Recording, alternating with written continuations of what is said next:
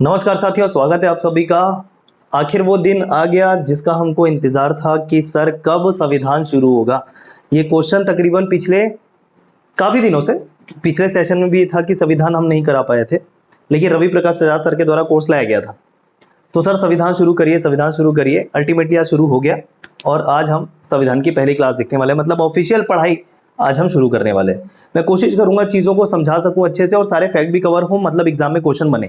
ऐसा नहीं कि केवल सारी चीज़ें समझा दिया तो आप एक्सपर्ट बन गए लेकिन एग्जाम में क्वेश्चन नहीं बन रहे। दोनों चीज़ें खतरनाक है, ठीक है, दोनों चीज़ें खतरनाक है। एक स्थिति है कि आपको पूरी जानकारी हो जाए, आपको इतने अच्छे तरीके से बता दिया गया कि आपके संविधान की सारी समझ पैदा हो गई, लेकिन एग्जाम में क्वेश्चन नहीं बन पा रहे क्योंकि तथ्यों की कमी है आपके पास।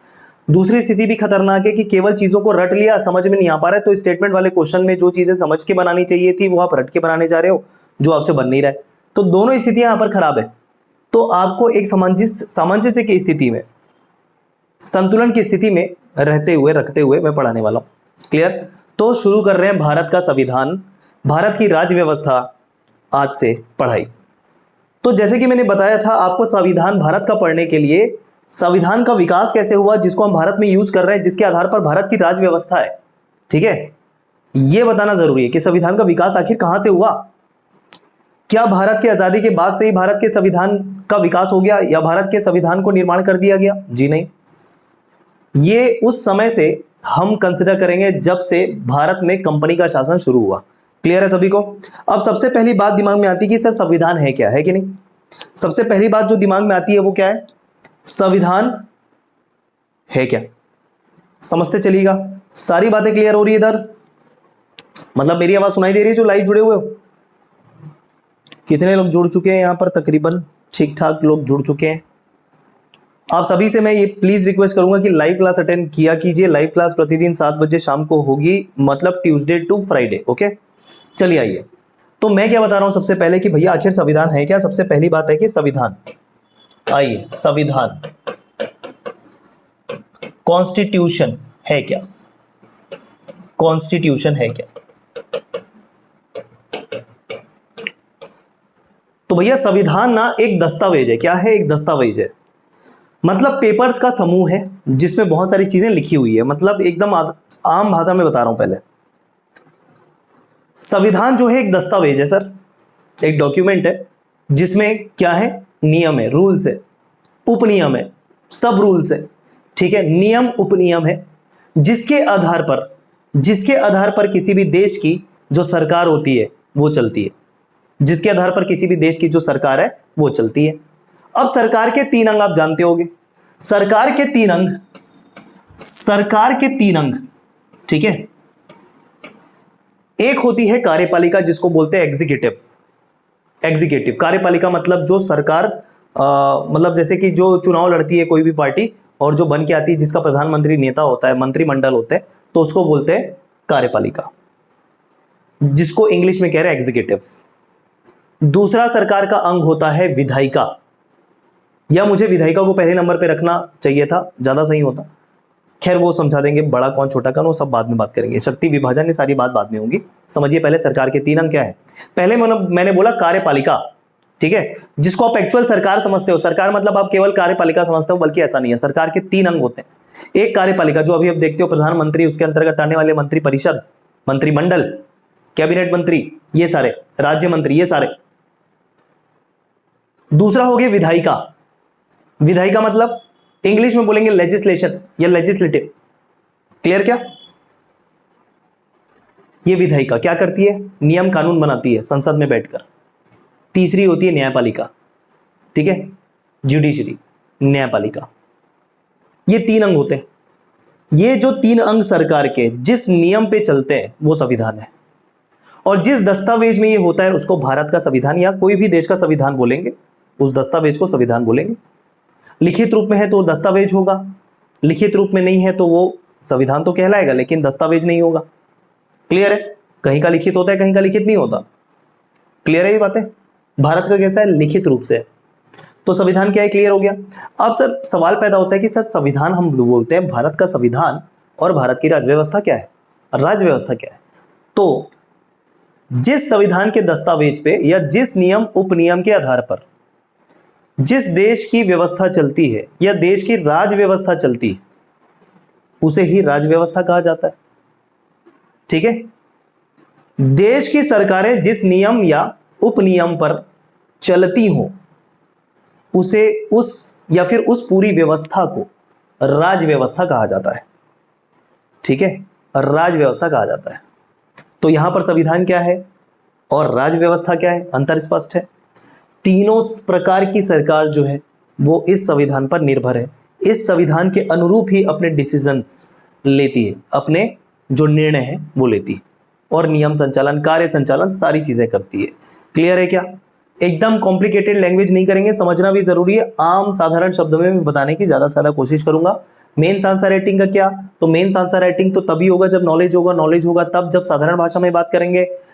अच्छे से आंसर ड्राफ्ट करने के लिए आपको बुक पढ़ना है, बुक पढ़ के आप शब्दावली ले आओगे, सेंटेंस फॉर्मिंग ले आओगे, बट अंडरस्टैंडिंग कहां से लाओगे? अंडरस्टैंडिंग मैं क्रिएट करवाऊंगा। ठीक है क्या? एकदम क्लियर है? संविधान क्या है, राज व्यवस्था क्या है? ठीक है सर, पहला चैप्टर क्या पढ़ना है? संविधान का विकास। ठीक है, तो लिखा है संवैधानिक विकास का चरण। ठीक है, आज जो हम देख पाते हैं भारत का संविधान, जो आप मानते हो कि 1950 में बन के तैयार हुआ, बन के तैयार नहीं हुआ, लागू हुआ था, बन के तैयार हो गया ये 1949 में ही 26 नवंबर। ठीक है, क्या ये संविधान भारत की आजादी के बाद ही निर्माण होना शुरू हुआ और बन गया 3-4 साल में? जी नहीं, बिल्कुल नहीं। ठीक है, इसके विकास की प्रक्रिया तब से चल रही है जब से भारत में कंपनी का आगमन हुआ है, और वही देखने वाले हैं सबसे पहला चैप्टर।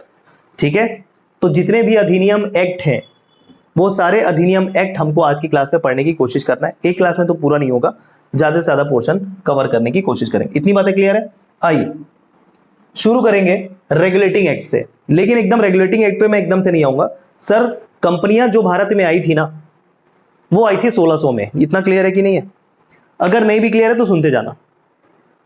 जिसको हम ईस्ट इंडिया कंपनी के नाम से जानते हैं, अलग अलग देश की कंपनियां, मतलब यूरोपियन कंपनियां आई थी, उसमें पुर्तगाली थे, डच थे, ब्रिटिशर्स थे, ठीक है, फ्रांसीसी थे। ये सारी कंपनियां मिलकर कहलाई ईस्ट इंडिया कंपनी। ठीक है, कंपनी। तो एलिजाबेथ के चार्टर के द्वारा, चार्टर मतलब एक प्रकार का अधिनियम या अधिकार देना होता है, चार्टर। तो एलिजाबेथ कौन है? ये ब्रिटिश क्राउन, महारानी जिसको बोलते हैं आप, क्राउन, ब्रिटिश क्राउन, वो बैठी है ब्रिटेन में। वो अधिकार दे रही है कंपनियों को भारत में आके व्यापार करने के लिए। क्यों वो अधिकार क्यों दे रही भारत के संदर्भ में? भैया वहां से कौन सी कंपनी निकल के पूरे विश्व में जाएगी ये तो निर्णय उनका है ना। बाद में जाके वो कहां अपना व्यापार करते हैं, कहां नहीं करते, कहां उनको परमिशन मिलता है, कहां नहीं मिलता, वो अलग बात है। लेकिन जब वो यूरोप से निकलेंगे तो यूरोप से निकलने के लिए तो परमिशन उनको दिया जाएगा ना, तो उसी परमिशन की बात कर रहा हूं। तो महारानी एलिजाबेथ याद रखना। क्लियर है क्या? क्या याद रखना? महारानी एलिजाबेथ प्रथम, एलिजाबेथ प्रथम, उनके चार्टर या अधिकार पत्र या अधिनियम के द्वारा कंपनियों को भारत में व्यापार करने का सबसे पहले अधिकार प्राप्त हुआ सन 1600 में। कब? सन 1600 में।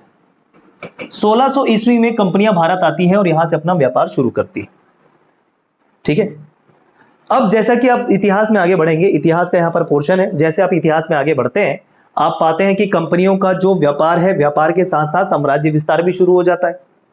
इन लोग केवल व्यापार तक सीमित नहीं रहे, इन लोग अपना साम्राज्य भी स्थापित करते गए, क्षेत्रों को अपने अंतर्गत अधिकृत करते गए, अपने साम्राज्य में मिलाते गए, कॉलोनी बनाने लगे। ठीक है, वर्तमान में कॉलोनी किसको बोलते हैं? जहां पर बहुत सारे घर होते हैं उसको कॉलोनी बोल देते हैं। उसी प्रकार की कॉलोनी को ही समझिए आप। ब्रिटिश कॉलोनी, पुर्तगाली कॉलोनी, अपनी कॉलोनी बनाने लगे, अपना साम्राज्य, उस अपने क्षेत्र को कॉलोनी कह रहे हैं। ठीक है, अब ये कैसे हुआ, क्या हुआ, वो इतिहास पढ़ना पड़ेगा, उस पर नहीं जाएंगे। इतिहास, हम संविधान पढ़ रहे हैं, संविधान पढ़ रहे हैं। क्लियर? तो 1600 में व्यापार करने आए। जैसे जैसे ये व्यापार करते गए, साम्राज्य विस्तारित करते गए, लेकिन इनका अत्याचार भी बढ़ने लगा, करप्शन भी बढ़ने लगा। तो इन सब चीजों को देखकर अब ब्रिटेन में बैठे क्राउन के द्वारा समय समय पर अधिनियम लाया जाएगा कंपनी को रेगुलेट करने के लिए, नियमित करने के लिए। वही सारे अधिनियम को हमको पढ़ना है। ठीक है, तो देखिए सबसे पहला जो अधिनियम लाया जाएगा वो है रेगुलेटिंग एक्ट। क्लियर है क्या? किसके द्वारा लाया जा रहा है, फिर से बोलो किसके द्वारा लाया जा रहा है, ब्रिटिश सरकार के द्वारा लाया जा रहा है। आप देखते हो कि जितने भी कंपनी आई थी, पुर्तगाली हो, ब्रिटिश हो, फ्रांसीसी हो, डच हो, ठीक है, इन सब में जो अंतिम रूप से यहां पर रह के कंपनी स्थापित की और उन्होंने शासन किया वो थे ब्रिटिशर्स। मतलब ज्यादातर एरिया में, कुछ एरिया में आप देखते हो पुर्तगाली भी थे, कुछ एरिया में फ्रांसीसी भी थे, छोटे छोटे एरिया, लेकिन मुख्य रूप से कौन थे, ब्रिटिशर्स। ठीक, तो ये सारे एक्ट कौन ला रहा है, ध्यान रखिएगा, ब्रिटिश सरकार। ब्रिटिश सरकार ये सारे अधिनियम लेकर आ रहे हैं और इन्हीं अधिनियमों को पढ़ना है। किसको रेगुलेट करना चाह रहे हैं, कंपनियों को नियमित करना चाह रहे हैं, रेगुलेट करना चाह रहे हैं, क्योंकि मनमानी चल रही थी कंपनियां। 1600 से देखो समय चला गया 1773 तक का, एक भी एक्ट इसके पहले देखने को नहीं मिलता हमको। छोटे मोटे एक्ट बने उसी समय, लेकिन वो संवैधानिक रूप से नहीं थे, किसी एक केंद्रीय शक्ति के द्वारा नहीं थे। तो उस समय से लेकर यहां तक देख लो, तकरीबन 150 साल से ज्यादा का समय ऐसी चलती रही, कंपनियां अपनी मनमानी करती हुई, घूसखोर, अत्याचार, भ्रष्टाचार, सारी चीजें होने लगी। तो इस बात को कंट्रोल करने के लिए ना ब्रिटिश सरकार ने सोचा कि कुछ ऐसे नियम लाए जाएं, कुछ ऐसे रूल्स लाए जाएं जिनके आधार पर कंपनियों को नियमित किया जा सके, रेगुलेट किया जा सके। क्लियर है कि कहां से क्या कैसे शुरू हो रहा है। शुरू में वैसे ही होता है, शुरू में इतिहास से ही शुरू करना पड़ता है। तो इतिहास की भी जो शुरुआत देखो, आधुनिक इतिहास में भी आप ये सेम टॉपिक पढ़ते हो, तो लग जरूर रहा होगा इतिहास पढ़ रहे हैं, लेकिन हम पढ़ रहे हैं संविधान। क्लियर एकदम। आइए अब हमको बात करना है 1773 में जब ब्रिटिश सरकार के द्वारा पहला अधिनियम लाया गया। ठीक है, देखिए इसको बोला रेगुलेटिंग एक्ट 1773। बहुत इंपॉर्टेंट है हर एक बात। मैं यहां पर ये इंपॉर्टेंट है बोलने के बजाय सारी बातों पे फोकस करिएगा। बस ईयर नाम ये तो ठीक है, सारी आने वाली बातें बहुत ही ज्यादा महत्वपूर्ण है, डायरेक्ट क्वेश्चन भी पूछ दिए जाते हैं। ठीक है, देखना। चलिए, तो क्यों लाया गया, कैसे लाया गया, एक बार थोड़ा सा ब्रीफ पढ़ लेते हैं। इस अधिनियम के द्वारा भारत में कंपनी के शासन हेतु पहली बार एक लिखित संविधान प्रस्तुत किया गया। ठीक है, कंपनी के शासन हेतु, मैंने बोला कंपनी शासन कर रही है, कंपनी व्यापार भी कर रही है, शासन भी कर रही है, साम्राज्य विस्तार कर दिया। कंपनी के शासन को रेगुलेट करने के लिए पहली बार भारत में एक संविधान जो लिखित रूप में था वो दिया गया कंपनी को कि आप इस रूल पे चलेंगे। वही है रेगुलेटिंग एक्ट 1773। ठीक है, तो क्या बोल रहे हैं देखो, एक तरीके से और क्या बातें निकल रही है, भारत में कंपनी के प्रशासन पर ब्रिटिश संसद का नियंत्रण या ब्रिटिश सरकार का नियंत्रण। इस पूरे लाइन के बदले एक स्वीट लाइन में बोल दूं क्या, कंपनी पर, ईस्ट इंडिया कंपनी मतलब ईस्ट इंडिया कंपनी पर भारत में प्रशासन मतलब ब्रिटिश संसद का या ब्रिटिश सरकार का नियंत्रण। क्लियर, भारत में ईस्ट इंडिया कंपनी पर ब्रिटिश सरकार या ब्रिटिश संसद का नियंत्रण, वो है रेगुलेटिंग एक्ट 1773। क्लियर, क्यों आया, कैसे आया, क्लियर हो गया। अब इसके प्रावधान देखते हैं, क्या क्या प्रावधान थे, आइए देखते हैं। देखो अलग अलग प्रेसिडेंसीज होती थी, प्रेसिडेंसी। ठीक है, प्रेसिडेंसी मतलब वहां पर कोई क्षेत्र जहां पर राजा महाराजा शासन कर रहे थे उसको प्रेसिडेंसी बोल सकते हैं। प्रिंसली स्टेट्स जो देखते हो वो थोड़ी चीजें अलग है।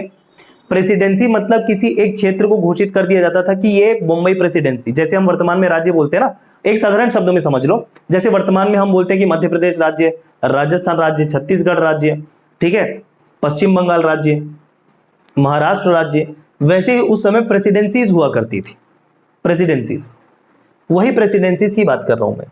तो देखो मुख्य रूप से 3 प्रेसिडेंसी आपको नाम ध्यान रखना है, बंगाल, मद्रास और कलकत्ता।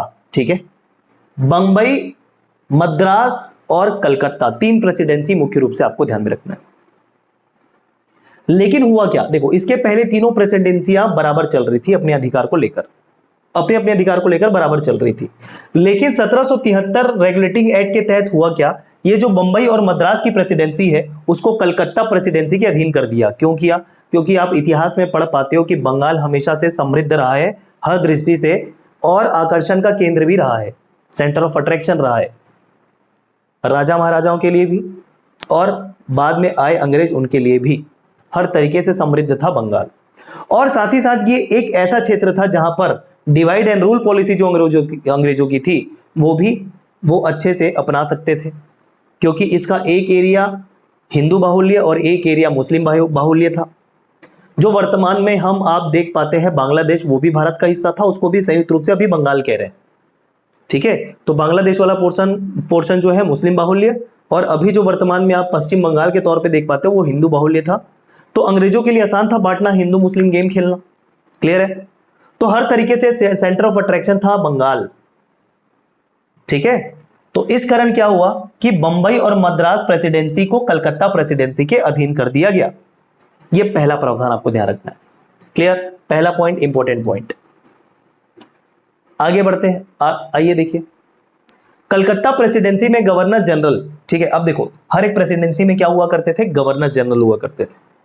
उस प्रेसिडेंसी के प्रमुख, सीधा मान के चलिए, हर एक प्रेसिडेंसी के प्रमुख, और उस प्रमुख को कहा जाता था गवर्नर जनरल। क्या कहा जाता था? Governor general. ठीक है, तो कलकत्ता प्रेसिडेंसी में गवर्नर जनरल और 4 सदस्य के एक परिषद का गठन हुआ। गवर्नर जनरल और 4 सदस्यों वाले एक परिषद का गठन हुआ, और यही मिलके कहलाने लगी क्या? सरकार। सरकार। क्लियर इतनी बातें? क्लियर इतनी बातें? अब एक बात और सुनो, देखो अभी तो गवर्नर जनरल आप एक बात देख पा रहे हो, लेकिन इसके पहले जैसे मैंने बताया बंबई, मद्रास और कलकत्ता तीनों बराबर दर्जा प्राप्त प्रेसिडेंसीज थे। ठीक है, तो इन सभी क्षेत्रों के प्रमुख को पहले कहा जाता था गवर्नर, केवल गवर्नर, केवल गवर्नर।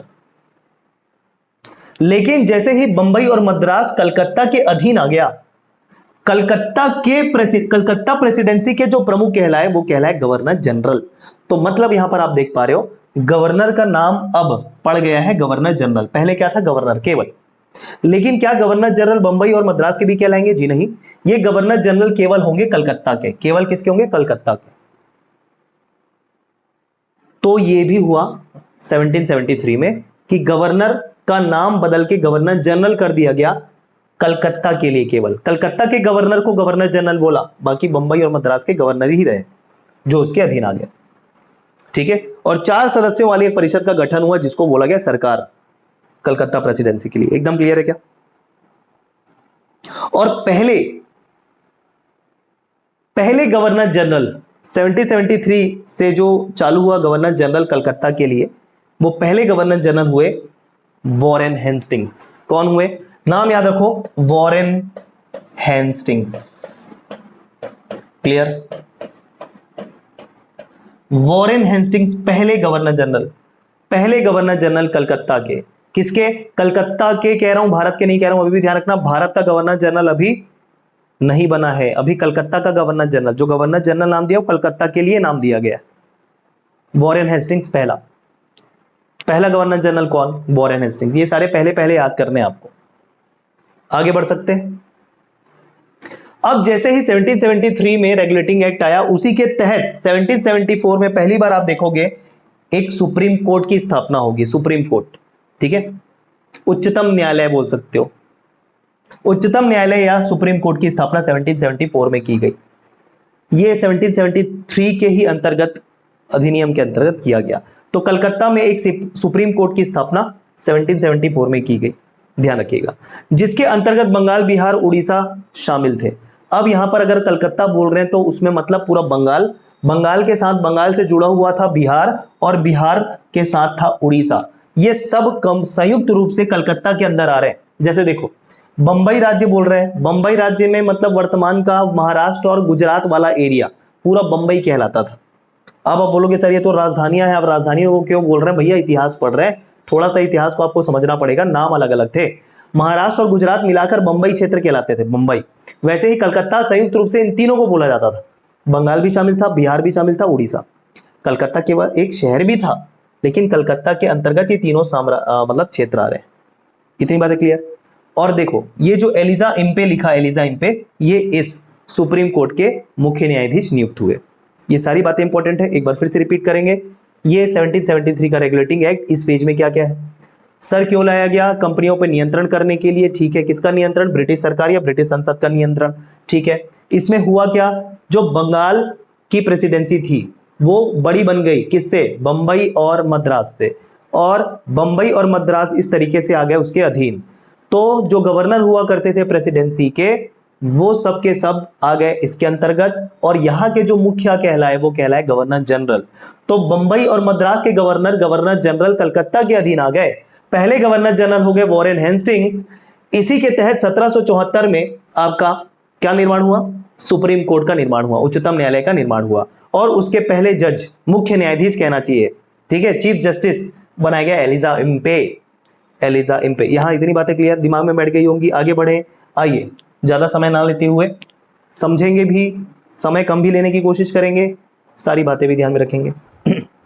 70 खत्म नहीं हुआ अभी। तो जैसे कि मैंने वो बातें पहले भी बताई, ये देखो अब बंगाल के गवर्नर को तीनों प्रेसिडेंसियों का गवर्नर जनरल कहा जाने लगा। तीनों प्रेसिडेंसियों के बदले जो सबसे प्रमुख, तीनों प्रेसिडेंसियों को मिला के सबसे प्रमुख गवर्नर जनरल, ठीक है।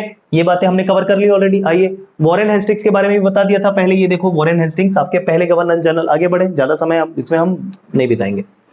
इस एक्ट के तहत हुआ क्या था? ठीक है, रेगुलेट किया था सर, नियंत्रण स्थापित किया था कंपनियों पे, लेकिन हुआ क्या एक्चुअली में? देखिए कंपनी के कर्मचारी क्या कर रहे थे ना, निजी व्यापार कर रहे थे। देखो भैया परमिशन दिया है ब्रिटिश सरकार उनको व्यापार करने के लिए। जो भी वो व्यापार करेंगे, जो भी उनमें प्रॉफिट का हिस्सा होगा, वो प्रॉफिट का हिस्सा जो है, शेयर जो है, ये साझा करना पड़ेगा ब्रिटिश सरकार के साथ में, टैक्स देना पड़ेगा, सारी चीजें देनी पड़ेंगी।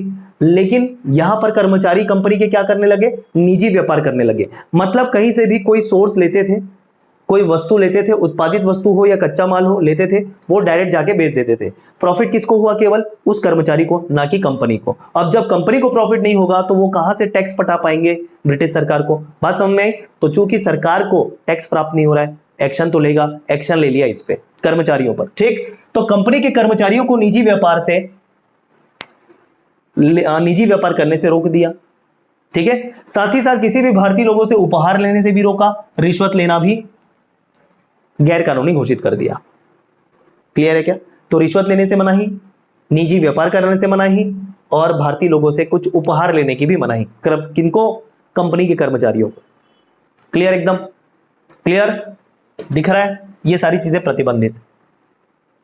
सर प्रतिबंधन लगाने के लिए, मतलब प्रोहिबिशन लगाने के लिए किया क्या इन्होंने? मतलब कौन सी ऐसी बॉडी, कौन सी ऐसी संस्था का निर्माण किया वो बताइए। क्या ब्रिटिश सरकार वहां से बैठ के रेगुलेट कर रही थी क्या? भैया उस समय तो ना फोन ना कुछ, आने में ही 10-15 दिन निकल जाए ऐसा दूरी। क्योंकि उस समय भी जो ऑब्वियसली शिप से आया करते थे, केप ऑफ गुड होप से, वो अफ्रीका के नीचे वाले रास्ते से मेडागास्कर और इंडिया के पश्चिमी तट पर, ठीक है। लेकिन उसमें भी आने में काफी समय, 10-15 दिन कम से कम लगता होगा। तो सर कैसे उस समय आकर हर कोई ऐसा दिखते थे? तो कोई तो छोड़ के जाएंगे, कोई तो ऐसी संस्था का निर्माण करेंगे जो कंपनियों पे नियंत्रण रखेगी। उसी संस्था का नाम है दोस्तों कोर्ट ऑफ डायरेक्टर्स। उसी संस्था का नाम है कोर्ट ऑफ डायरेक्टर्स। तो ध्यान रखिएगा, गवर्निंग बॉडी का नाम पूछे 1773 में कंपनियों पर नियंत्रण करने के लिए, कोर्ट ऑफ डायरेक्टर्स। कंपनी की गवर्निंग बॉडी का नियंत्रण कंपनी पे स्थापित हुआ। मुझे बताइए 1773 क्लियर है या नहीं है? मैं सारी चीजें एक बार फिर से रिवाइज कराऊंगा, लेकिन बातें समझ में आ रही है कि नहीं आ रही है? आगे बढ़ सकते हैं, कमेंट भी करते रहें, कमेंट भी करते रहें। आगे बढ़े, चलिए।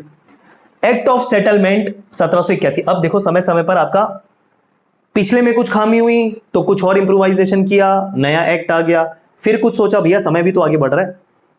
आप बोलोगे 200 साल पहले का जो नियम कानून बना था वो आज भी चलता रहे, ऐसा नहीं होता है। समय समय पर जो कानून है उसमें भी संशोधन होते हैं, संविधान में भी आज भी संशोधन आपको देखने को मिलता है, राइट। तो ये क्वेश्चन नहीं करना सर कि एक बार कानून बन गया तो बन गया, बार बार क्यों बन रहा है? बार बार हमेशा बनेगा, आज भी बनता है, समय की डिमांड होती है ये। तो बहुत सारे समय समय पर आपको अधिनियम देखने को मिलेंगे। अगला जो अधिनियम है वो है 1781 का, जिसको बोलते हैं एक्ट ऑफ सेटलमेंट। क्या बोलेंगे? Act of settlement. प्रावधान देखिए, आइए, ठीक है। कलकत्ता की सरकार को बंगाल, बिहार, उड़ीसा के लिए विधि निर्माण की शक्ति दी गई। विधि निर्माण किसको दे रहे? कलकत्ता की सरकार। कलकत्ता की सरकार कौन है? बोलो, बोलो, समझ क्रिएट करनी है। कलकत्ता की सरकार है सर गवर्नर जनरल और 4 सदस्य वाली परिषद। मतलब कुल मिलाकर 4 है, गवर्नर जनरल और सदस्यों को मिलाकर 4 है। तो इस परिषद को सरकार कह रहे हैं, जिसमें गवर्नर जनरल शामिल है कलकत्ता के। ये सरकार है, ये वही सरकार है जो बताया था मैंने। अब इसको शक्ति देगी विधि बनाने के लिए, कानून बनाने की शक्ति दे देगी। तो सर इसके पहले कानून कौन बना रहा था? ब्रिटिश सरकार। ब्रिटेन में रह के ब्रिटिश सरकार कानून बना रही थी। अब ब्रिटिश सरकार ने इनको बोल दिया, किसको? कलकत्ता के गवर्नर जनरल और उनके सदस्यों को, जो परिषद कहलाई, काउंसिल कहलाई, कि आप उस क्षेत्र के लिए आप ही कानून बनाइए। तो पहली बार ऐसा कब हुआ? Act of settlement. सेटलमेंट कर रहे हैं ना, कौन सेटलमेंट कर रहा है? ब्रिटिश संसद या सरकार, भारत के अंतर्गत आने वाला कलकत्ता का सरकार, मतलब गवर्नर जनरल सेटलमेंट कर रहे हैं आपस में कि चलो तुम कानून बना लो उस क्षेत्र के लिए, ठीक है। तो कलकत्ता की सरकार विधि निर्माण की शक्ति प्रदान करते हैं, मतलब कलकत्ता की सरकार को विधि निर्माण की शक्ति प्रदान की जाती है, कानून बनाने की शक्ति दी जाती है, ठीक है, क्लियर। कौन सा क्षेत्र? क्षेत्र तो वही चल रहा है सर। अभी ध्यान रखना, बंबई और मद्रास की बात नहीं की है। बंबई और मद्रास इसके अधीन आ रहे हैं, ठीक है, लेकिन कानून बनाने की शक्ति केवल बंगाल, बिहार और उड़ीसा के लिए दिया गया है, कलकत्ता की सरकार को, ठीक है। विधि निर्माण, कानून बनाना, क्लियर है क्या? लॉ बनाने की प्रक्रिया क्लियर है क्या? आगे बढ़े। इस अधिनियम का प्रमुख प्रावधान क्या था? एक प्रमुख प्रावधान भी देख लीजिए, और ये तो प्रमुख है, इसके अलावा और गवर्नर जनरल की जो परिषद थी, वही परिषद जिसको कलकत्ता का सरकार कह रहे हैं, वही है। ये कलकत्ता की सरकार या गवर्नर जनरल की जो परिषद है, एक ही बात है। और सर्वोच्च न्यायालय के बीच संबंधों का सीमांकन हो गया। अब देखो एक और बात, कि एक जगह पे अगर सर्वोच्च न्यायालय भी होगा, मतलब न्यायपालिका भी होगी, और वहां पर कार्यपालिका भी होगी, दोनों के बीच में कई बार कॉन्फ्लिक्ट वाली स्थिति देखते हो, मतभेद वाली स्थिति देखते हो ना दोनों के बीच में। कई बार न्यायपालिका के द्वारा सरकार को फटकार लगाई गई, सरकार के किसी कृत्य को देखकर। हम हालांकि वर्तमान में कोई भी उच्चतम न्यायालय या न्यायालय की बुराई नहीं कर सकता, आलोचना नहीं कर सकता ना, नहीं कर सकता, वो बात अलग है। लेकिन कॉन्फ्लिक्ट वाली स्थिति आती है, बीच में मतभेद वाली स्थिति आती है, तो यहां पर भी वही होने लगा। एक सरकार है कलकत्ता का जो गवर्नर जनरल का परिषद है, गवर्नर जनरल के साथ, और एक हमने देखा कि उच्चतम न्यायालय की स्थापना हो चुकी है, सुप्रीम कोर्ट की स्थापना हो चुकी है। तो दोनों में अब मतभेद होगा कि निर्णय किसके मान्य होंगे, है ना। अब अल्टीमेटली इसका भी जज है, वो तो अपॉइंट किया गया है ब्रिटिश सरकार के द्वारा। अब ब्रिटिश सरकार चाहे तो किसी को भी ज्यादा शक्ति दे सकती है। तो ब्रिटिश सरकार ने क्या किया भाई? ब्रिटिश सरकार ने किया कि वो गवर्नर जनरल और उसकी परिषद को ज्यादा शक्ति दे दी, और यहां पर एक तरीके से सर्वोच्च न्यायालय हो जाता है थोड़ा कमजोर, सर्वोच्च न्यायालय हो जाता है थोड़ा सा कमजोर। तो शक्ति का सीमांकन बोल रहे हैं, ठीक है, एक बाउंड्री तय की गई कि किस क्षेत्र में आप फैसला लेंगे, किस क्षेत्र में आप फैसला लेंगे। लेकिन हुआ क्या? सर्वोच्च न्यायालय को थोड़ा कमजोर कर दिया गया, उसकी शक्ति थोड़ी कम कर दी गई, और इनको ज्यादा अधिकार क्षेत्र दे दिए गए निर्णय के लिए। क्लियर है बातें? बातें क्लियर है क्या? और एक और बात, जैसे देखो, सर्वोच्च न्यायालय मतलब न्याय करेगा, किस पे न्याय करेगा? कंपनी के कर्मचारियों के द्वारा कोई अत्याचार किया जा रहा है, कोई भ्रष्टाचार किया जा रहा है, उस पे निर्णय देगा, न्याय करेगा। तो हुआ क्या? सर्वोच्च न्यायालय का इंटरफेरेंस कंपनियों पर बढ़ता गया, इंटरफेरेंस बढ़ता गया, ज्यादा हस्तक्षेप होने लगा। तो ब्रिटिश सरकार ने क्या किया?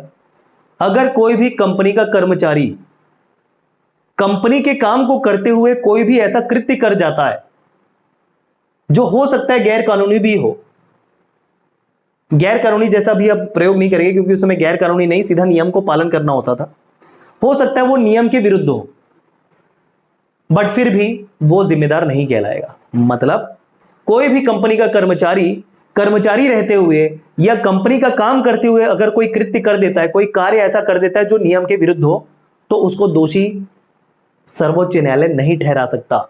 इस तरीके से शक्ति कम की गई उच्चतम न्यायालय की, इस तरीके से शक्ति कम की गई उच्चतम न्यायालय की। बात समझ में आई क्या? तो ये था act of settlement between governor general and British government. Clear? आगे बढ़े फ्रेंड्स, आइए आगे बढ़ते हैं, नेक्स्ट एक्ट देखते हैं। समझ में आ रहा है तो थम्स अप, हाँ ना कुछ भी बोलते जाइए, सर धीरे पढ़ाइए, सर फास्ट पढ़ाइए, धीरे हो रहा है, कुछ भी बोलिए लेकिन ठीक है। लिखने का काम तो बिल्कुल नहीं करना है, होगा भी नहीं लिखने का काम साथ साथ, नोट्स बाद में बनाइएगा, और इस टाइप की चीजों की नोट्स बनाने की जरूरत नहीं है, डायरेक्ट पीडीएफ दे दूंगा, पीडीएफ से पढ़ लेना, डायरेक्ट पीडीएफ से पढ़ लेना, क्योंकि सारी चीजें मैंने ऐड कर रखी है, कुछ भी नोट्स बनाने जैसा नहीं है इसमें। क्लियर है क्या?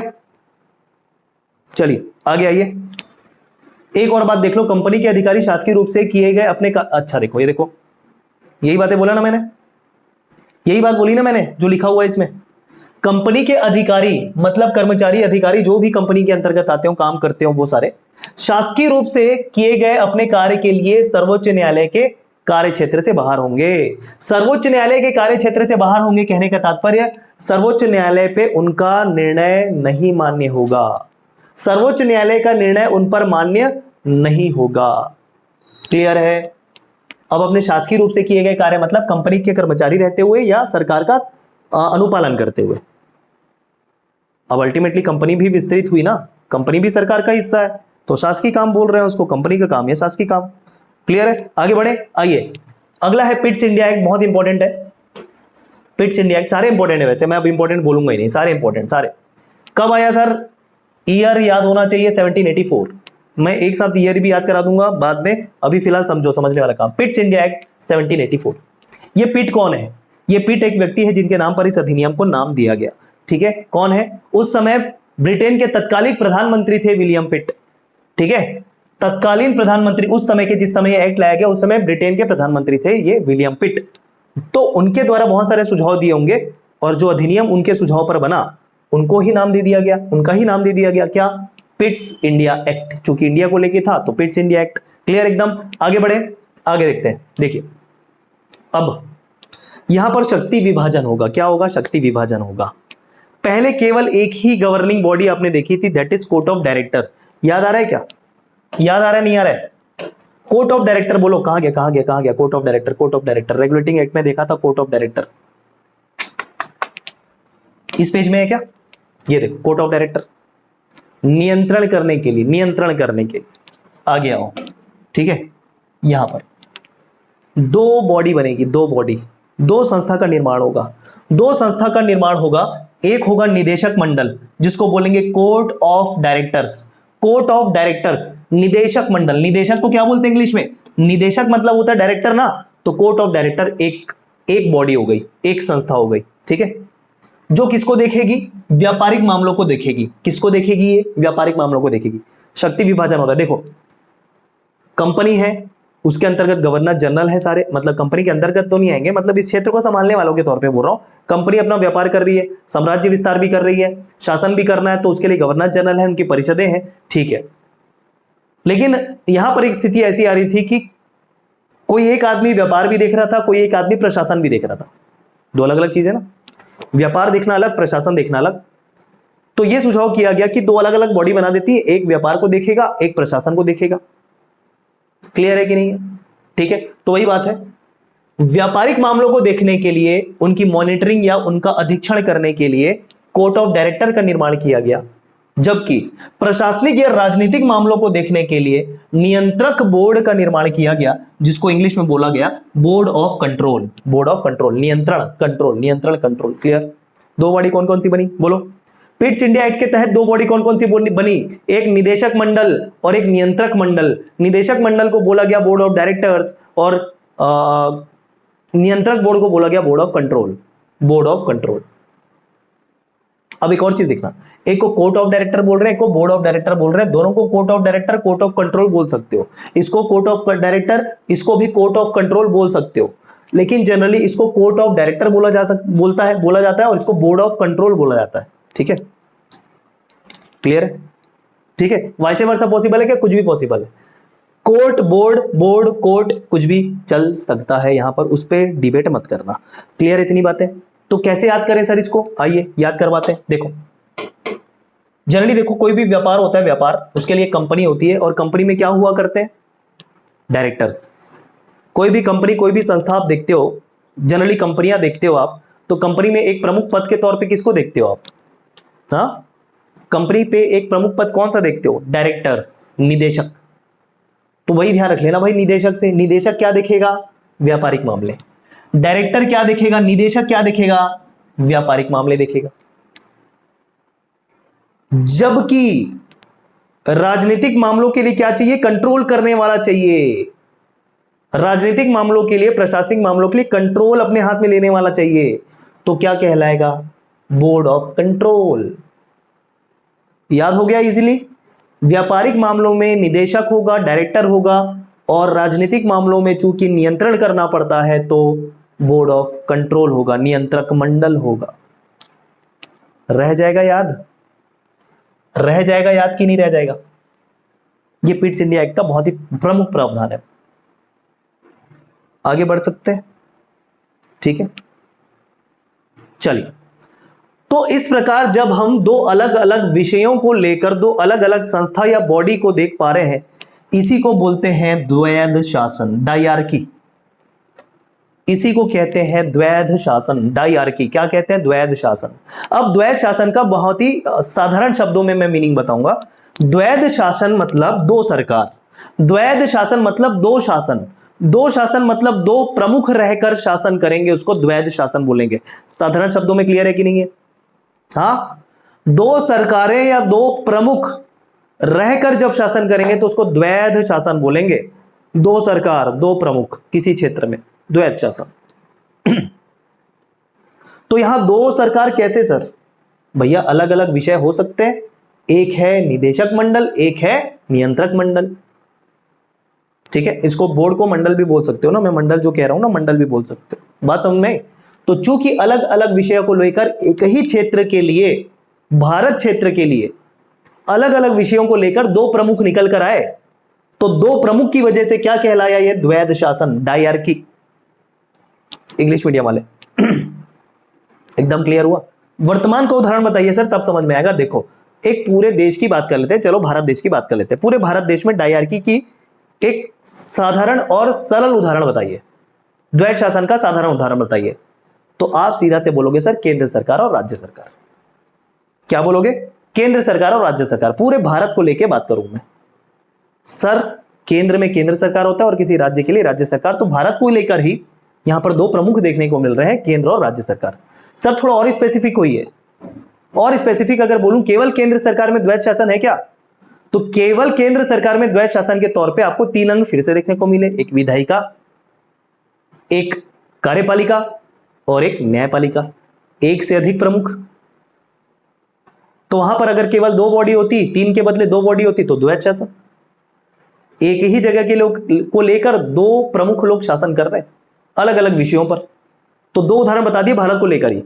केंद्र सरकार, राज्य सरकार भी द्वैध शासन का उदाहरण है। सूची विभाजन के तहत, सूची विभाजन अलग है, उसको मिक्स मत करना, उसको बताऊंगा बाद में।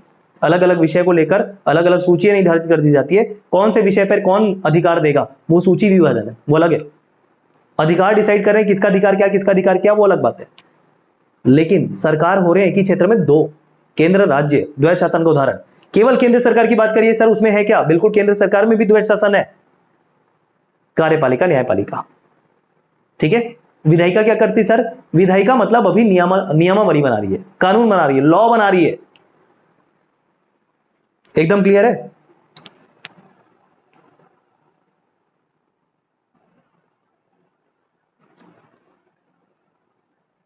नहीं भाई साहब, इंद्रजीत, अभी यहां पर द्वैध शासन का मतलब इन दो संस्था को लेकर, मंडल को लेकर बोला गया है। ठीक है। तो भारत में द्वैध शासन की व्यवस्था की शुरुआत पिट्स इंडिया एक्ट से होती है। ऐसा क्यों बोल रहे हैं? इसके पहले भी ब्रिटिश संसद और गवर्नर जनरल दो अलग अलग थे, तो द्वैध शासन पहले क्यों नहीं बोला गया? तो ब्रिटिश सरकार तो अपनी दूसरी जगह पे है, वो तो ब्रिटेन पे बैठी हुई है, यहां पर कहां गई? मैंने बोला एक ही क्षेत्र के लिए, एक ही क्षेत्र में रहकर दो प्रमुख अगर होंगे। क्लियर हुआ इंद्रजीत?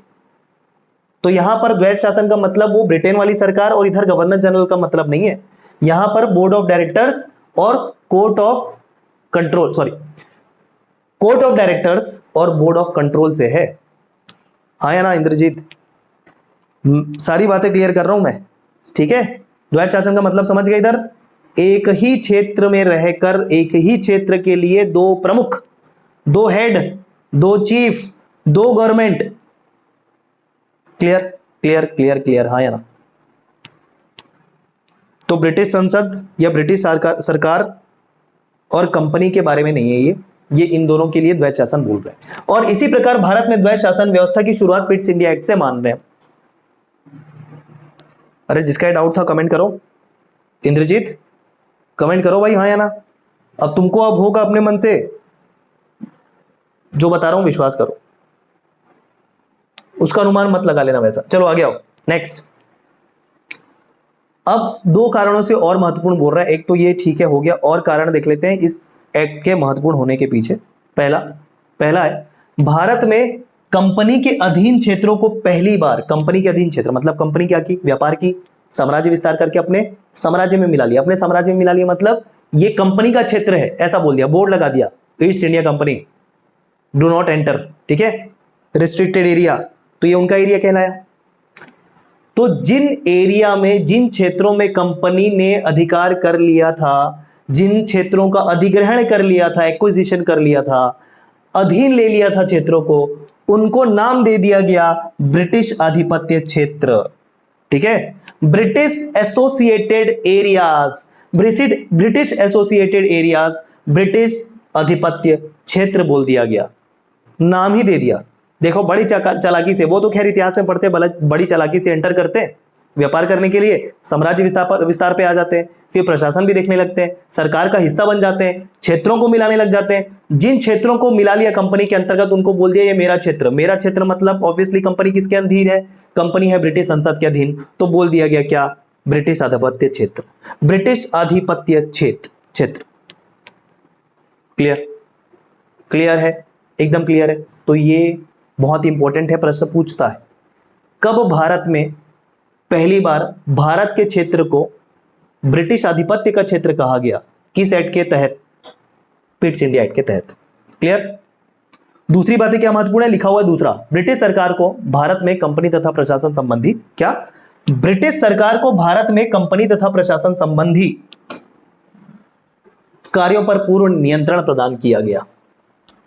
अब फिर से वही बात, अब यहां पर आपको दुविधा होगी, सर खुद सर्वे सर्वा ब्रिटिश सरकार है जो यहां पर कंपनियों को परमिशन देगी, राइट। अब ब्रिटिश सरकार को ही भारत में कंपनी का तथा प्रशासन संबंधी, मतलब कंपनी के मामले में और प्रशासन संबंधी, भारत में रहकर प्रशासन के कार्यों पर पूरा नियंत्रण ब्रिटिश सरकार को दिया गया। ये क्या बात हुई सर, ये तो खुद सर्वे सर्वा है। तो देखो ब्रिटिश सरकार में भी दो बातें, एक क्राउन बैठी हुई है, महारानी, ठीक है, और एक है ब्रिटिश सरकार, दो अलग अलग बातें हो गई, एक ब्रिटिश क्राउन और एक ब्रिटिश सरकार। तो यहां पर ब्रिटिश सरकार जो है वो एग्जीक्यूशन कर रही है, कार्यपालिका जैसे समझ लीजिए, और अधिकार देने वाली मुख्य रूप से कौन, क्राउन, ब्रिटिश क्राउन। समझ पाए बात को, आप समझ पाए बात को। इस कारण क्या हुआ, ब्रिटिश सरकार को यह दे दिया गया कि भारत में जो कंपनी का कार्य होगा, प्रशासन संबंधी कार्य होगा, उसका अधिकार अब पूरी तरीके से, या निर्णय लेने का अधिकार ब्रिटिश सरकार का हो गया। तो ब्रिटिश सरकार को फिर से क्लासिफाई किया मैंने क्राउन में, महारानी में और ब्रिटिश संसद या सरकार में। क्लियर, ठीक है, आगे बढ़े। तो पिट्स इंडिया क्लियर है क्या आप सभी को। आइए 1786 में एक छोटा सा एक्ट आता है, केवल नाम ध्यान रख लीजिए, 1786 का अधिनियम बोल के, ठीक है, इसका अलग से कोई नाम नहीं है और हर जगह ये मिलता भी नहीं आपको, मैं सारी छोटी छोटी बारीकियां आपको कवर करवा रहा हूं। 1786 का अधिनियम देखिएगा, इसमें क्या पढ़ेंगे, गवर्नर जनरल, ये स्पेलिंग ठीक से देख लेना, गवर्नर जनरल, ठीक है, कॉर्नवालिस का नाम ध्यान रखना, ठीक है, कॉर्नवालिस का नाम ध्यान रखना। इन्होंने क्या डिमांड की थी इसके पहले, कि जो गवर्नर जनरल होगा ना, उसको ना सेना का मुख्य सेनापति भी घोषित किया जाए। ये मांग बहुत पहले से चली आ रही थी, बहुत पहले मतलब इन्हीं के समय से, इन्हीं के द्वारा शुरू की गई। ये 1786 में जाके बात मानी गई इनकी, लेकिन इसके पहले इनकी डिमांड रही थी कि गवर्नर जनरल के पास ठीक है सर बहुत सारी शक्तियां हैं, लेकिन ये सेना का मुख्य सेनापति नहीं है, तो गवर्नर जनरल को मुख्य सेनापति भी घोषित किया जाए। तो इनकी ये बात मान ली गई कब, 1786 में, 1786 में। तो ये इस कारण ये महत्वपूर्ण है कि गवर्नर जनरल और मुख्य सेनापति दोनों की शक्तियां एक ही व्यक्ति को मिल गई, और वो पहला व्यक्ति था कॉर्नवालिस, वो पहला व्यक्ति था कॉर्नवालिस। ये सारी बातें ना एग्जाम में जब आ जाती है ना, चुपके से आपका -0.66 लेकर उड़ जाती है। क्यों, क्योंकि हम पढ़े तो होते हैं लेकिन इतनी बारीकियों को ध्यान में नहीं देते कि सर ऐसे पहले व्यक्ति बताइए, ऐसे पहले गवर्नर जनरल बताइए जिनको मुख्य सेनापति भी घोषित किया गया या मुख्य सेनापति का अधिकार दिया गया। समझ रहे हो बात को, कॉर्नवालिस आपको याद होना चाहिए। आगे बढ़े, चलिए आइए नेक्स्ट चार्टर अधिनियम। अब चार्टर अधिनियम लाइन से 3 आपको देखने को मिलेंगे, 1793 का, 1813 का, 1833 का। 3 चार्टर एक्ट आपको देखने को मिलेंगे। याद करो, 1793 का, ठीक है सर, उसके बाद 1813 का, ठीक है सर, फिर 1833 का। सबके आखिर में 3-3-3 आ रहा है और सब में 30-30 साल का गैप है। सॉरी 30 साल का नहीं, 20-20 साल का गैप है। 1793 के बाद आपका आएगा 1813, 20 साल का गैप। 1813 के बाद 1833 आएगा, 20 साल का गैप। 20-20 साल के गैप से चार्टर एक्ट आ रहे हैं 3 वाले, 3। तो एक हम देख रहे हैं पहला 1793 का चार्टर एक्ट। आइए प्रावधान देखते हैं। कंपनी के व्यापारिक अधिकारों को 20 वर्षों के लिए और बढ़ा दिया गया। अभी क्या है ना, ये जो कंपनी को है परमिशन दिया है क्राउन ने कि जाओ इतने समय तक शासन करो, समय समय पर रिन्यूअल करते थे टाइम पीरियड को। एक बहुत ही साधारण उदाहरण, साधारण और सरल उदाहरण, ठेका। जानते हो लड़कों, बॉयज, ठेका जानते हो? ठेका कैसे नहीं जानते होगे, जानते होगे। ठेका बोलते ही मन मचल उठा होगा लड़कों का। ठेका, ठेका का जो परमिशन मिलता है, मतलब सीधा बोलूं दारू भट्टी, शराब दुकान, ठीक है, सभ्य भाषा में शराब दुकान को परमिट दिया जाता है, लाइसेंस दिया जाता है एक फिक्स टाइम पीरियड के लिए कि इतने से इतने समय तक आप शराब इस स्थान पर बेच पाओगे, ठीक है, वो लाइसेंस है उतने समय के लिए। तो वैसे ही कंपनी को भी समय दिया जाता था कि इतने समय तक आप शासन करोगे। अब ये निर्भर करता है परमिट देने वालों पे, लाइसेंस देने वालों पे कि वो उसको रिन्यू करते हैं कि नहीं। तो शुरू में आए तो इतने साल के लिए कर लो, फिर थोड़ा समय और बढ़ा दिया गया, तो ऐसा चल रहा है। तो फिर आप देखते हो कि चार्टर अधिनियम 1793 के बाद फिर से 20 वर्षों के लिए कंपनी को और व्यापारिक अधिकार दे दिए गए। भैया ऐसा उदाहरण जिसमें समझ में आए वैसा सारा उदाहरण दूंगा मैं, ठीक है, किसी को ऑफेंड होने की जरूरत नहीं है, क्योंकि हम यहाँ पर इनफ, मतलब मैच्योर इनफ है, ठीक है ना। सारे 18 वर्ष से ऊपर है ना, आई होप सारे 18 से ऊपर बैठे हो ना इधर। तो ऐसे उदाहरण जो समझ में आए वैसे कुछ दूंगा मैं। आइए क्लियर। तो 20 वर्षों के लिए इनके कार्यकाल को, व्यापारिक कार्यकाल, व्यापारिक अधिकार को और बढ़ा दिया गया, ठीक है। आइए आगे बात कर लेते हैं।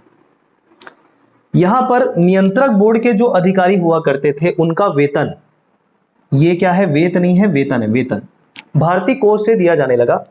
भारतीय कोष का निर्माण हुआ था। कोष मतलब इंग्लिश में क्या बोलेंगे अभी मुझे ध्यान में नहीं आ रहा है।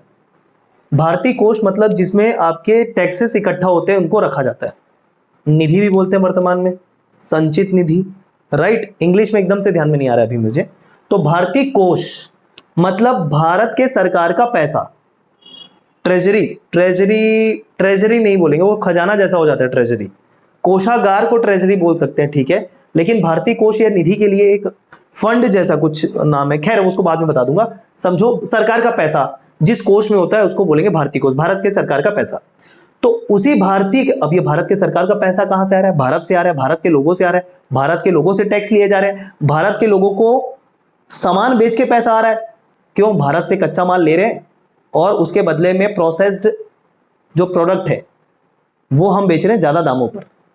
तो फायदा तो फिर से ब्रिटिशर्स का है ना। तो पैसा जो आ रहा है सबको जमा करो भारतीय कोष में, भारतीयों से ही मिलने वाला पैसा भारतीय कोष बोला गया। और उसी से व्यवस्था की गई वेतन देने की, उसी से व्यवस्था की गई वेतन देने की पहली बार। तो इसके पहले से सैलरी कौन दे रहा था? इसके पहले सैलरी दे रहा था ब्रिटिश संसद। कौन दे रहा था सैलरी? इसके पहले कौन सैलरी जो भेजा वो सैलरी देगा? कौन दे रहा है? ब्रिटिश सरकार, ब्रिटिश संसद, वो सैलरी देगा। अब यहां पर प्लीज ये क्वेश्चन नहीं करना सर क्राउन सैलरी देगी मतलब महारानी सैलरी देगी कि संसद सैलरी देगा, यहां ऐसा क्वेश्चन मत करना प्लीज, है ठीक है। तो इसके पहले वेतन चल रहा था, ब्रिटेन से आ रहा था वेतन सभी का सैलरी।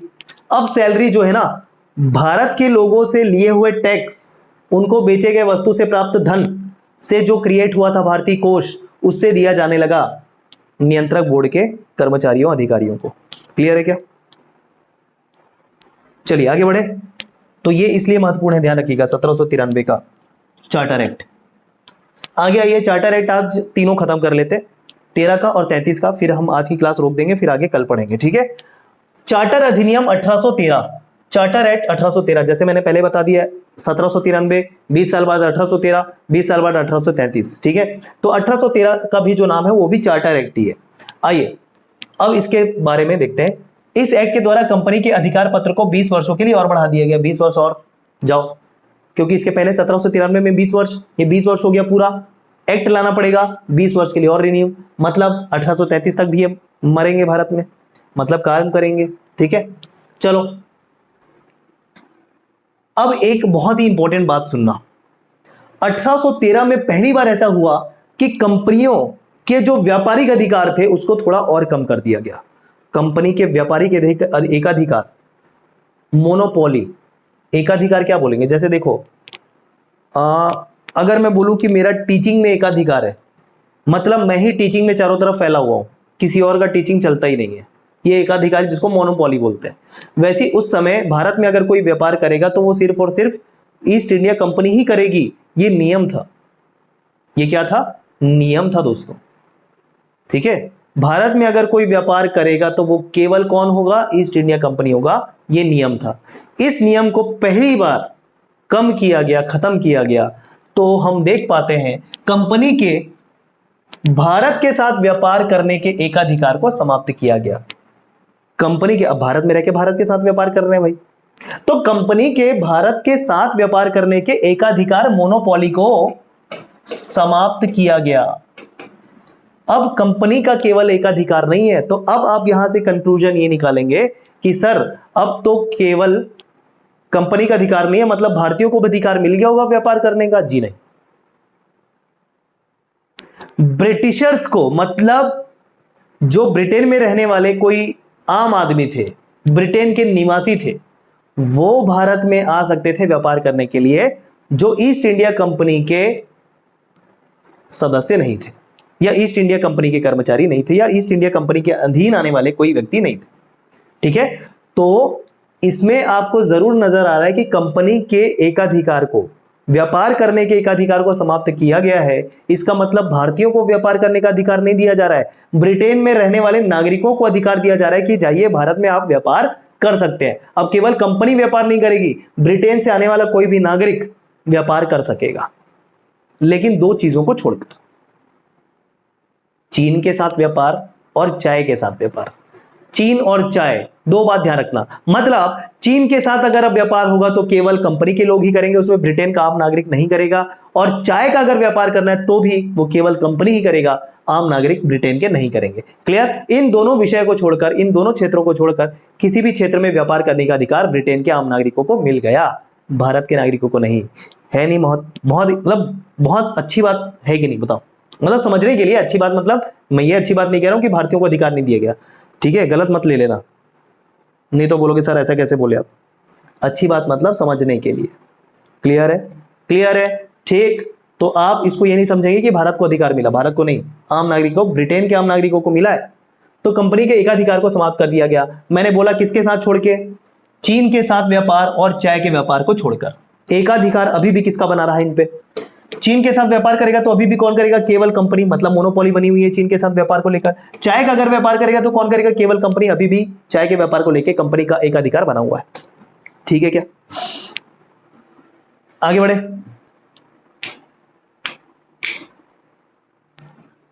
क्लियर हो रही है चीजें? आइए नेक्स्ट। ईसाई मिशनरियों को भारत में धर्म प्रचार की अनुमति प्राप्त हो गई। धर्म प्रचार करने के लिए भी हर किसी को परमिशन नहीं था, हिंदू मुस्लिम अपना धर्म प्रचार नहीं कर सकते थे। पहली बार धर्म को लेके प्रचार करना, और इनका धर्म प्रचार मतलब सीधा सीधा कन्वर्ट करना होता था। इनका धर्म प्रचार इस समय मतलब धर्म प्रचार नहीं, सीधा सीधा कन्वर्ट करना होता था ईसाई धर्म के लिए। तो उस प्रकार का स्वतंत्रता दिया गया पहली बार धर्म को लेके केवल ईसाइयों को, ईसाई मिशनरियों को। मिशनरी किसको बोलते हैं? जो धर्म के एक उद्देश्य को लेके चलते हो, ठीक है क्या? तो ईसाई मिशनरियों को भारत में धर्म प्रचार की अनुमति दी गई दोस्तों, केवल ईसाई मिशनरियों को, ध्यान रखिएगा, यहां पर हर कोई धर्म प्रचार नहीं कर सकता था। आगे आइए, आगे अगला प्रावधान देखिए। भारत में शिक्षा के लिए प्रतिवर्ष 1 लाख रुपए खर्च करने का प्रावधान भी ब्रिटिश संसद में किया गया, ठीक है। यह निर्धारित किया गया कि भारत में अब शिक्षा को बढ़ावा दिया जाएगा। अब ये 1 लाख किस पे खर्च हुए, किस पे नहीं, ये बात अलग है, ये बात क्लियर नहीं है। तो भारत में शिक्षा के प्रचार या शिक्षा को बढ़ावा देने के लिए 1 लाख प्रतिवर्ष अलॉट किए गए, मतलब शिक्षा बजट आपको देखने को मिल रहा है इधर। पहली बार शिक्षा बजट इस समय आप देख पा रहे हो, अलग से शिक्षा बजट होता है ना सरकार का, पहली बार आप देख पा रहे हो इधर शिक्षा बजट। क्लियर? 1 लाख रुपए प्रतिवर्ष शिक्षा पे खर्च होंगे, शिक्षा के लिए पहली बार सोचेगी बातें। क्लियर? अगला पॉइंट देखिए, इस अधिनियम के तहत पहली बार भारत में ब्रिटिश क्षेत्र की संवैधानिक स्थिति को, मतलब अब क्या हुआ कि जो ब्रिटिश क्षेत्र हैं जिनका अधिग्रहण कंपनी ने या गवर्नर जनरल ने या किसी ने भी ब्रिटिश सरकार के तहत किया है, उसको संवैधानिक स्थिति दे दी गई। कॉन्स्टिट्यूशनल पावर दे दिया गया, संवैधानिक करार दे दिया गया। ये संवैधानिक है, करार दे दिया गया। अब यही इन्हीं का शासन है, कुछ भी कर सकते हैं, कुछ भी कर रहे हैं। समझ रहे हो बात को? समझ रहे हो बात को? तो ये है 1813 का चार्टर एक्ट। क्लियर? जैसे कि मैंने कहा एक चार्टर एक्ट और पढ़ लेते हैं 1833 का। आइए इसको पूरा करते हैं। 1833 का चार्टर एक्ट 20 साल बाद। ठीक है, अब यहां पर एक बात देखने को मिलती है कि कंपनी के व्यापारिक एकाधिकार, ये एकाधिकार होगा ना, अधिकार नहीं एकाधिकार, कंपनी के व्यापारिक एकाधिकार पूर्णतः समाप्त कर दिए गए। मतलब अब ना तो चीन के साथ मोनोपोली रही, ना तो चाय के व्यापार के साथ मोनोपोली रही। अब कोई भी ब्रिटिश का नागरिक आकर भारत में कोई भी व्यापार या चीन के साथ व्यापार कर सकता था। तो इस प्रकार पूर्ण रूप से एकाधिकार कब समाप्त हुआ? 1833। जबकि आंशिक रूप से एकाधिकार कब समाप्त हुआ, पहली बार एकाधिकार कब समाप्त हुआ? 1813। दोनों में अंतर समझिएगा। पूर्ण रूप से अभी हो रहा है 1813 में। कुछ क्षेत्र ऐसे रखे गए जिनमें मोनोपोली बरकरार है, लेकिन ज्यादातर क्षेत्रों में हटा दिया गया। पहली बार कब हटाया गया? 13 में। पूर्ण रूप से कब हटाया गया? 33 में। दो क्वेश्चन अलग अलग, ध्यान से पढ़िएगा। आगे बढ़ते हैं, नेक्स्ट पॉइंट देखिए। अब जैसा कि आपने देखा, बंगाल के जो मुखिया हैं उसको गवर्नर जनरल बोले, केवल बंगाल के, केवल बंगाल के मुखिया को गवर्नर जनरल बोल रहे हैं। लेकिन अब यह हुआ कि बंगाल का जो गवर्नर जनरल था उसको पूरा भारत का गवर्नर जनरल घोषित कर दिया गया। सोचो पहले हुआ क्या? बंबई मद्रास आ गए किसके अंदर?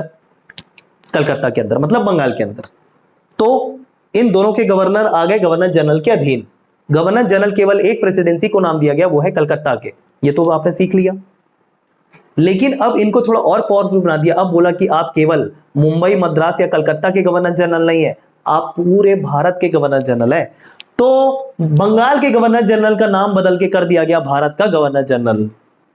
ठीक है, तो नाम बदलने के साथ साथ शक्तियां भी ज्यादा हो रही है, और साथ ही साथ गवर्नर जनरल को जो भारत के बन चुके हैं सभी नागरिक और सैन्य शक्तियां प्रदान कर दी गई। और इस प्रकार भारत का पहला गवर्नर जनरल कहलाया Lord William Bentinck. William Bentinck, Lord नहीं लगाओगे तो भी चलेगा। ठीक है, लॉर्ड नहीं लगाओगे तो भी चलेगा, लॉर्ड हमारे लिए नहीं है, जिनके लिए होंगे वो होंगे। ठीक है, विलियम बेंटिक पहला। क्लियर है क्या?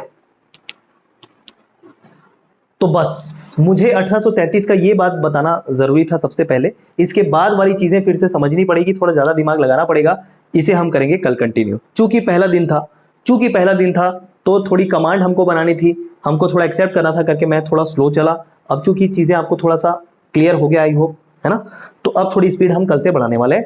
तो इस प्रकार ये हम संविधान पढ़ेंगे, हर एक पॉइंट, हर एक बातों को, हर एक पहलू को। एग्जाम में जैसा क्वेश्चन पूछ रहा है अभी, उसको भी ध्यान में रख के पढ़ाया जाएगा। जो कन्वेंशनल, ये सारे कन्वेंशनल टॉपिक्स है। इवन पार्ट 5 पार्ट 6, मतलब राज्य सरकार केंद्र सरकार भी कन्वेंशनल टॉपिक्स हो चुके हैं, जिससे क्वेश्चन पिछली बार नहीं पूछा था, थोड़ा अलग डायरेक्शन में जाके क्वेश्चन पूछा था। तो उस हिसाब से भी हम तैयार करेंगे। कोर्स ध्यान रखिएगा, ज्यादा से ज्यादा लोगों तक आप प्लीज पहुंचाइए। 699 में मिल रहा है, 20% डिस्काउंट 10th जुलाई तक अवेलेबल है। इसमें 10th जुलाई तक आपको इसमें 699 में 20% का डिस्काउंट भी मिलेगा। इसी प्रकार पढ़ेंगे, पूरी तरीके से सारे कॉन्सेप्ट क्लियर होंगे दोस्तों। धन्यवाद।